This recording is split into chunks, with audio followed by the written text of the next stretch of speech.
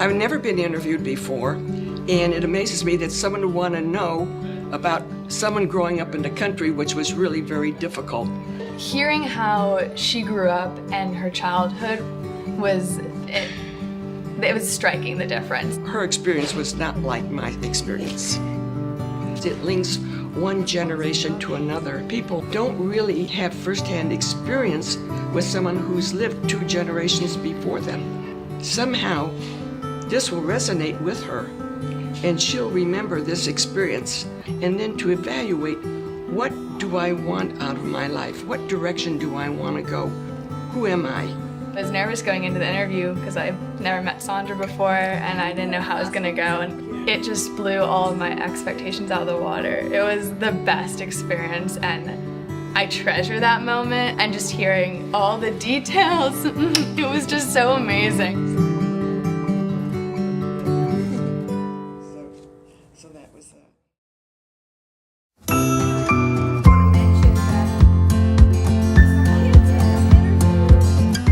So how did this all begin? So it began like most things that are worth beginning, with serendipity. Find a woman 75 or older and we'll teach you how to interview them. And from there, we'll teach you a new vocabulary. I did this project for Addressing Women's Lives about 10 years ago. It felt very special to be hearing her memories and to just be in the presence of someone with so much experience and wisdom. The process of this work was profound. We had to actually train them to ask questions and hear stories anew. Ask a follow-up question you'd never thought to ask. It was such a unique opportunity to learn more about someone who I thought I knew pretty well, my grandmother. And it isn't until you actually take the time to sit down and ask delving questions that you get some more color to a life that you may not have been aware of. Working with metaphor is a wonderful way to approach art for the untrained artist. I didn't really have a lot of artistic experience when it came to building this type of project. It gives students a license to be very expressive in a creative way.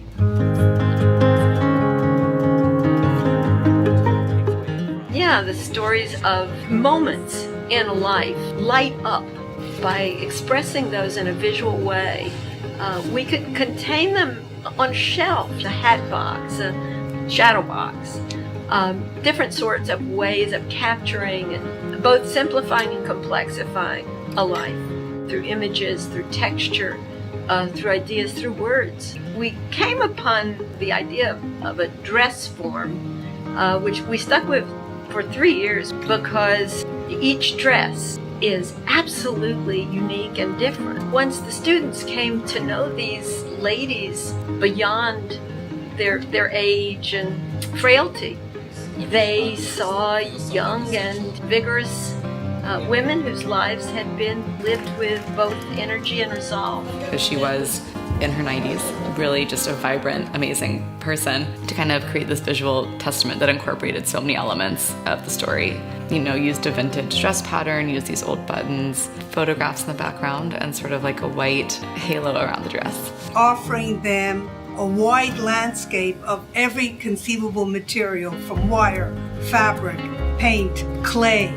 How can I express this woman? Is she extroverted? Is she introverted? Was this woman brave? Was she experimental? You get to share the visual experience with a wider audience, with the student who made it, the class. You get to share it with the women whose lives have been expressed through this form.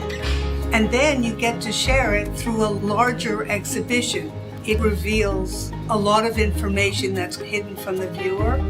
The art piece is there, so that adds a component. It has kind of a life of its own in an exhibition setting.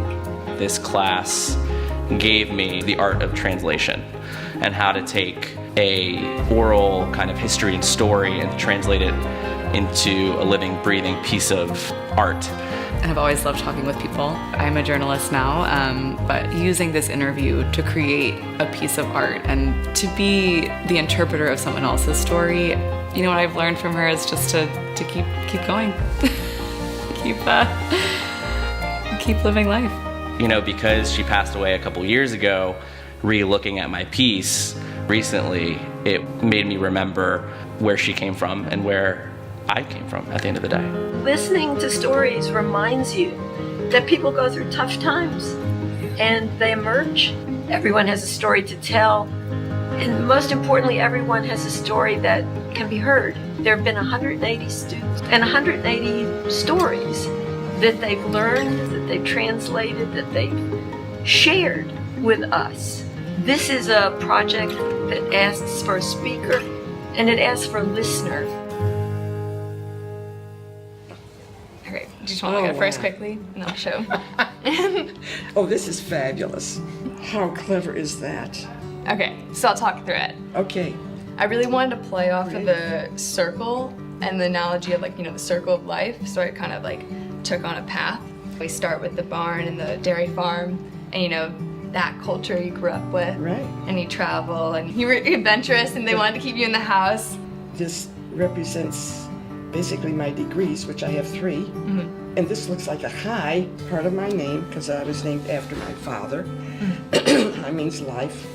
And so I made the most out of my life.